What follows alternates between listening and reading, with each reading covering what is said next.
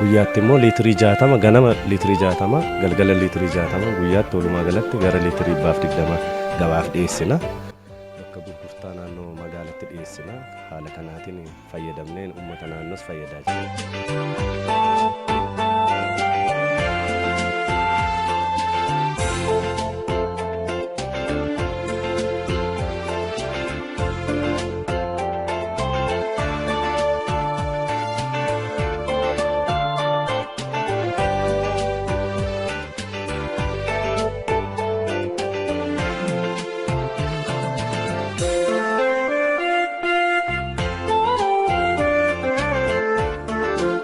Initiative kan jedhamu mootummaan barsiiseen isa kaka'umsa godhachuudhaan gaagura ammayyaa kana waggaa 2 asitti hojii isaa eegalle. Gaagura kana cinatti horiin furdisuun jira, jallisiinis jira.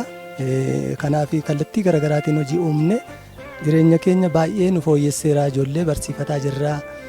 Mucaanis hojii uummatee jira. Darbees immoo dargaggoonni warrumti kaanillee naannoo jiranillee kanarraa barumsa fudhachuudhaan ijoolleen baay'een bakka gaagura akka naannoo kanaatti gaagura 5-10-15 akka hojiitti eegalan hundumtuu jireenya isaanii jijjiiraa jiru barnoota fudhatanii. Deeggarsa hojjetaa misoomaatiin kan ka'e gaagura ammayyaatti jijjiiree gaagura ammayyaa kunuunnu 200 gahee hojjechaa jira.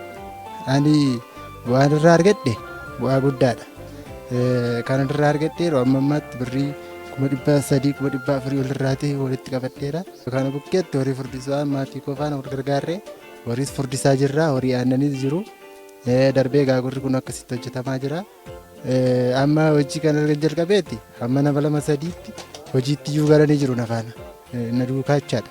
Amma gara fuulduraatti immoo kana caalaa yoo hojii dhabeeyyii baay'eedhaaf hojii kana barumsa isaa babal'isee fi akka isaan hojjetanii jijjiiraman hin barbaada akkuma kun. Nutis isumarraa bu'uura godhachuudhaan hojii kana akka isaatti ilaallee jijjiiramnee jireenya keenya fooyyeffachuu qabna jennee akkaataa isaa inni hojjechaa turetti biqiltuu dhaabnee, buna dhaabnee, muuzii dhaabnee, abukaadoo dhaabnee isarraa muuxannoo fudhannee ijoollee keenya barsiifachaa jireenya keenya fooyyeffachaa jiraachuudha.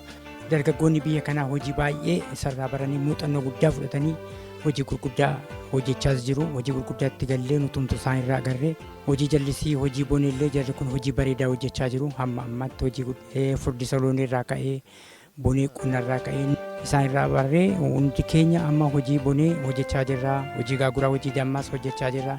Dargaggoonni biyya keenyaas baay'een isaanii amma isaan irratti arganii hojii baay'een hojjetan jiru. Hojii baay'ee hojii gaaguraa kana baay'ee hojjetaniiru. Nus cimnee hojjechaa jirra.